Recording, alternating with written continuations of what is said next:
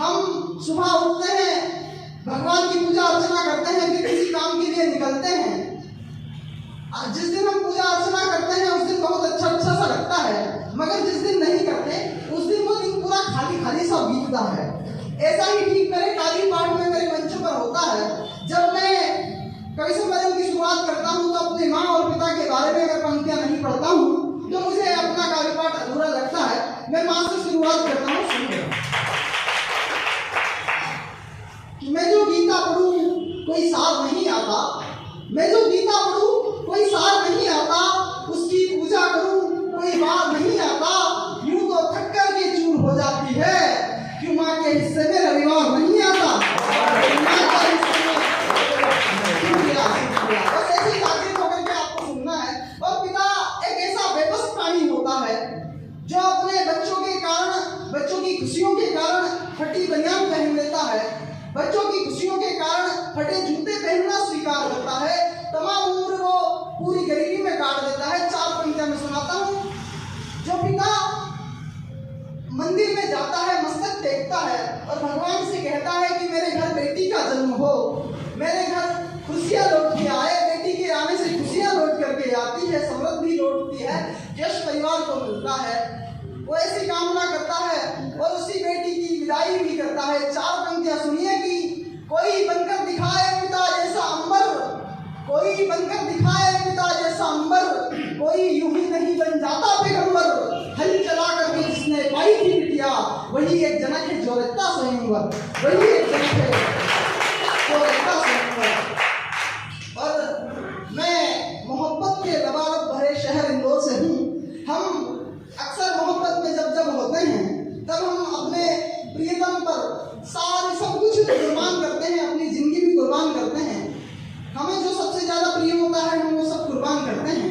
4 पंक्तियां मैं सुनाता हूँ आपको कि सांसों की सरगम में हर शोर तुम्हारा है, सांसों की सरगम में हर शोर तुम्हारा है, इस मेरे जीवन का हर दौर तुम्हारा है, उपहार चुंबन के बदले भी देंगे हम, उपहार चुंबन के बदले भी देंगे हम, एक हाथ भर दो तुम इंदौर तुम्हारा है।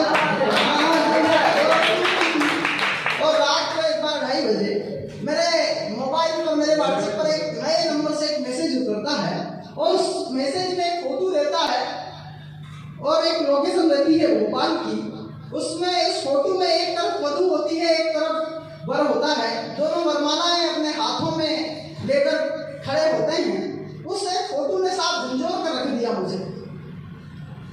और उसके बाद मुझे एक शायर का शेर याद आ रहा है कि ख्वाबों का आईना चकनाचूर देखा, ख्वाबों का आईना चकनाचूर देखा, जब उसकी मांग में सिंदूर देखा।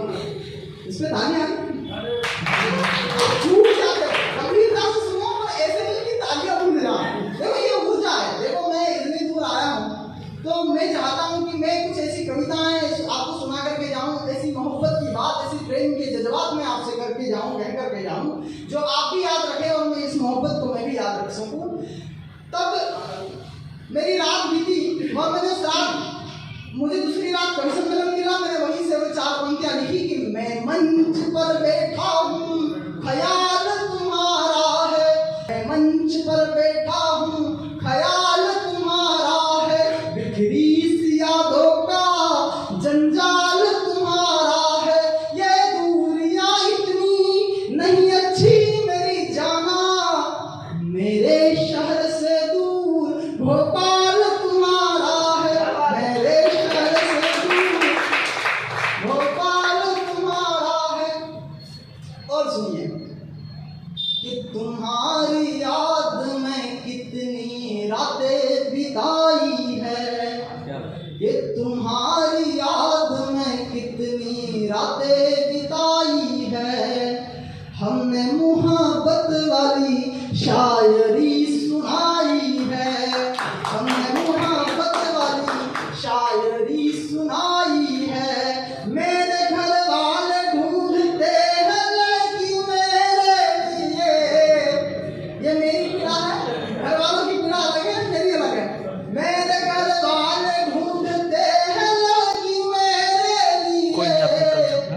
और मुझे काजल वाली आंखें पसंद आई है, मुझे काजल वाली आंखें पसंद आई है। और क्या क्या मोहब्बत में होता है कि बिछड़ के तुझसे अब तकिया भिगोया करते हैं।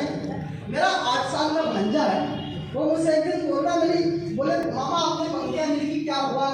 फिर मैंने उसको ये मुक्तक सुना कि बिछड़ के तुझसे अब तकिया भिगोया करते हैं।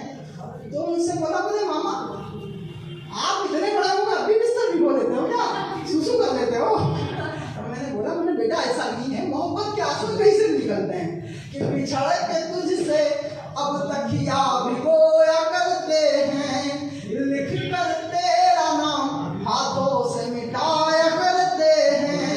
अब कर भी दो आजाद अपनी यादों से, पढ़ के चेटिंग तेरी रातों में रोया करते हैं, पढ़ के चेटिंग तेरी रातों में रोया करते हैं।